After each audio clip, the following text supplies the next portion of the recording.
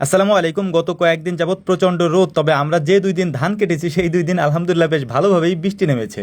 একদিন আগেই ধান কেটে এনে তারপর এগুলিকে রেখে দিতে হয়েছিল, কারণ বৃষ্টির জন্য এই ধান আমরা মারাই করতে পারিনি। পরদিন সকালবেলা দেখলাম যে খুব সুন্দর রোদ আছে, ভাবলাম যে আজকে হয়তো খুব সুন্দরভাবে আমরা এই কাজটা শেষ করতে পারবো, অর্থাৎ আমাদের এই ধানগুলিকে মারাই করতে পারবো। কিন্তু ধান মারাই করার যে মেশিনটা রয়েছে, এই মেশিনটা আমরা ধানের কাছে আনার সাথে সাথেই দেখলাম যে আকাশে প্রচন্ড মেঘ এবং বৃষ্টির ঘটা দেখা যাচ্ছে।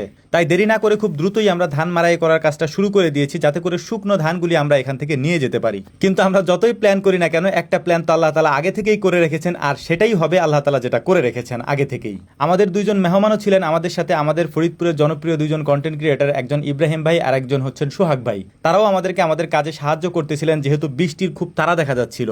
কিছুক্ষণ ধান মারাই করার পরপরই দেখলাম যে বৃষ্টি চলে এসেছে। বৃষ্টি আসার পর আমাদের যে মূল সমস্যাটা হয়েছে সেটা হচ্ছে আমাদের যে মেশিন ম্যান রয়েছে ইমন, ও হচ্ছে জ্বর। আমি আগেই বলেছিলাম, আগের ভিডিওতেও বলেছি, যে কারণে বৃষ্টি আসার সাথে সাথে ও এখান থেকে চলে গিয়েছে। এর ফলে যে সমস্যাটা হয়েছে সেটা হচ্ছে আমাদেরকে এই ধানগুলি মারাই করতে হবে পুরো সময়টা ধরে। একটা সময় মেশিন বন্ধ করে দিয়েছিলাম, তারপরে চিন্তা করলাম এই বৃষ্টির মধ্যে যদি কাজগুলি আমরা না করতে পারি, তাহলে বৃষ্টির পরে এই কাজগুলি করতে আমাদের অনেক বেশি সময় যেতে পারে এবং সেক্ষেত্রে আমাদের রাতও হয়ে যেতে পারে।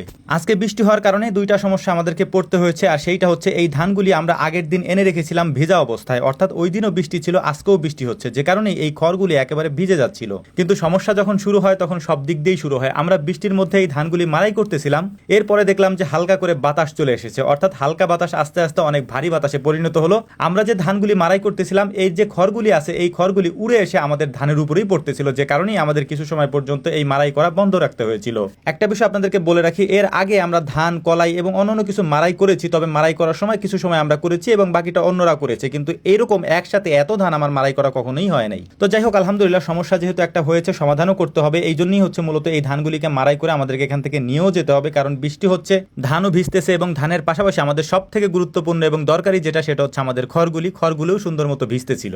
ধান কাটার দিন ওদেরকে আমি বলে রেখেছিলাম যদি সুবিধা হয়, সুবিধা হওয়ার পরে সবাইকে আমি কোয়েল পাখির রোস্ট বানিয়ে খাওয়াবো ইনশাআল্লাহ। তো ওরা বলতেছিল যে ভাই এইটা কবে খাওয়াবেন আমাদেরকে। তো ওদেরকে বললাম যে ঠিক আছে, এই কাজটা আমরা সুন্দরভাবে কমপ্লিট করি, তারপর আসলেই আমরা সুন্দরভাবে কোয়েল পাখির রোস্ট করে তারপর সবাই মিলে একসাথে খাবো ইনশাআল্লাহ। দেখতে দেখতে আলহামদুলিল্লাহ আমাদের ধান মারাই করার কাজটা প্রায় শেষ। প্রায় 3 ঘন্টার মতো এই ধান আমরা মারাই করেছি। মারাই করার পর এই ধানগুলিকে এখন বস্তাবন্দি করে আমরা বাড়ির দিকে নিয়ে যাব, তারপর রোদ্রে দেওয়ার চেষ্টা করব। যেহেতু রোদ নেই, তবে আমরা চাচ্ছি যে ধানগুলি যাতে একটু শুকায় যায়। তো যাই হোক, মোটামুটি আলহামদুলিল্লাহ ইব্রাহিম ভাই ছিলেন, সোহাগ ভাই ছিলেন, তারাও আমাদের সাথে কাজ করতেছিলেন, বস্তাগুলি ভরার ক্ষেত্রে আমাদেরকে সাহায্য করতেছিলেন। খড়গুলিকে আমরা এভাবে রেখে দিচ্ছিলাম, কারণ হচ্ছে খড়গুলি যদি আমরা এখন ছড়িয়ে দেই, আবার যদি বৃষ্টি আসে তাহলে এই খড়গুলি একেবারে কাদা কাদা হয়ে যাবে, কারণ খড়গুলি এমনিতেই নরম। কারণ হচ্ছে যে 2 দিন আগে যেহেতু আমরা এগুলিকে কেটে এনেছি, এখন ছড়িয়ে দেওয়ার পরে যদি আবারও বৃষ্টি হয় তাহলে এগুলিকে আমরা বাড়ি পর্যন্ত নিয়ে যেতে পারবো না। তো যাই হোক, আমরা বস্তাগুলিকে ভরে তারপর এগুলিকে ভ্যানের উপর তুলে দিচ্ছিলাম। ভ্যানে তুলে আমরা নিয়ে যাব বাড়ির দিকে, তারপর বাড়িতে নিয়ে ঢেলে দেবো এগুলাকে হচ্ছে যে রোদ্রে শুকানোর জন্য।